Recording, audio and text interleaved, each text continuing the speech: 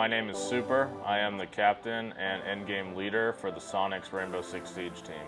The ViewBoard enables us to do things much quicker, much more smoothly, and to be honest, easier than any of the methods that we've tried to use before. It allows us the direct ability to review VODs, to make annotations, to work on strategy, to review our own games without having to swap to different computers, without having to swap to different programs. We can all do it through the ease of the ViewBoard.